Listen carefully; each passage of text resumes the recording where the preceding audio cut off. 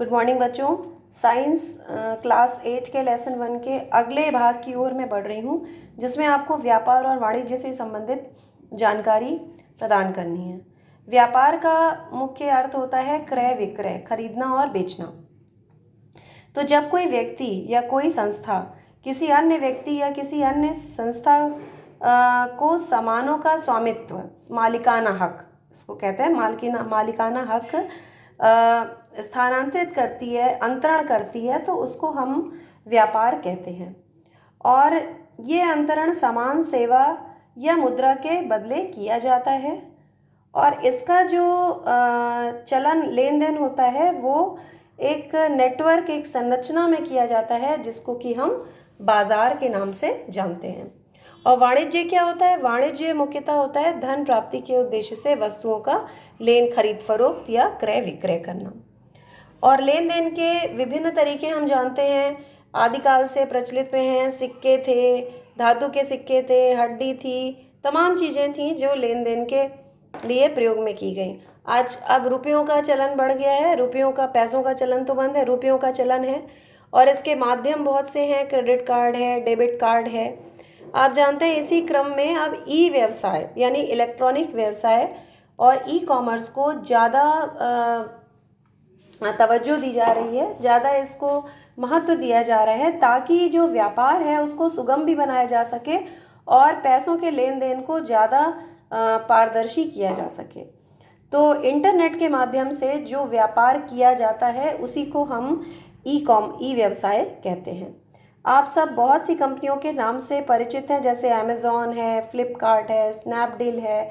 तमाम देशी विदेशी कंपनियां इसमें लगी हुई हैं।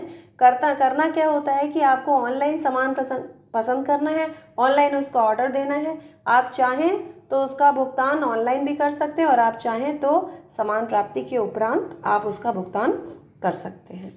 फिर आता है इलेक्ट्रॉनिक धन स्थानांतरण यानी ई मनी ट्रांसफ़र।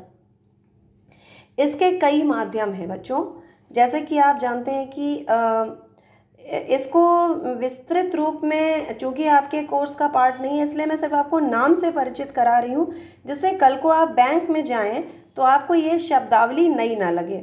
से नेफ्ट का नाम है नेशनल इलेक्ट्रॉनिक फंड ट्रांसफ़र, जो कि सबसे सरलतम और पसंदीदा तरीका है एक बैंक से दूसरे बैंक में पैसा डालने का। जिसको अकाउंट नंबर हमें पता हो और जिस बैंक में डालना उसका IFSC कोड पता हो, तो इसका प्रयोग हम कर सकते हैं। फिर RTGS है रियल टाइम ग्रॉस सेटलमेंट, ये भी नेफ्ट की तरह होता है। IMPS है जो कि इमीडिएट पेमेंट सर्विस है। नेफ्ट और RTGS का सम्मिलित रूप है, जिसमें अकाउंट नंबर और मोबाइल नंबर पता होने पर पैसे का ट्रांसफ़र किया जा सकता है।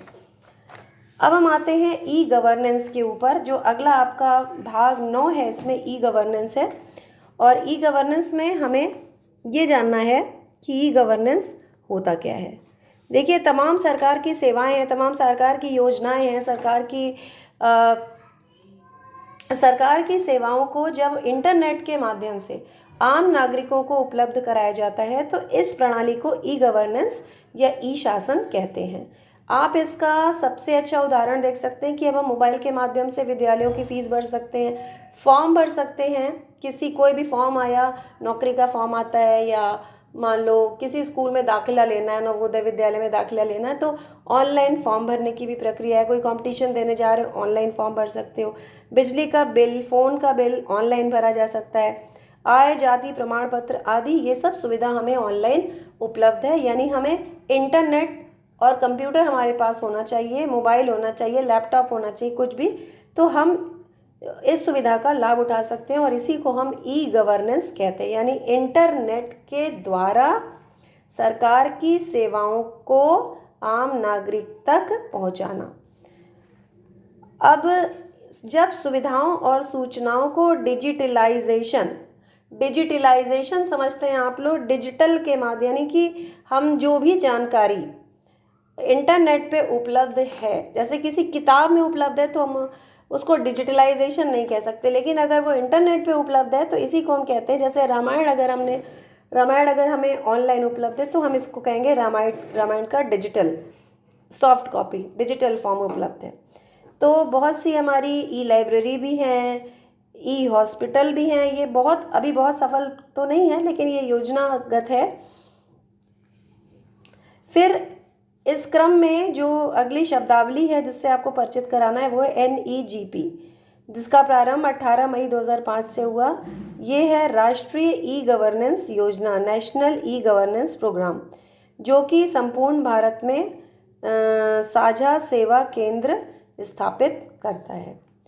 तो ये थी आपकी प्रमुख इकाइयाँ जिसके विषय में आपको मैंने बताया।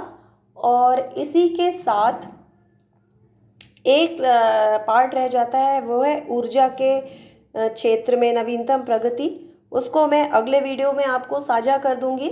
और हालांकि क्लास 8th में ऊर्जा एक अलग से लेसन भी है, तो लेकिन आपके इस लेसन के हिसाब से मैं उस जानकारी को अगले वीडियो में या ऑडियो में साझा कर दूंगी। और इसी के साथ ये लेसन यहाँ पे समाप्त होता है। इस लेसन से जुड़ी किसी भी जानकारी के लिए आप मुझे व्हाट्सएप पे अपने प्रश्न पूछ सकते हैं। धन्यवाद।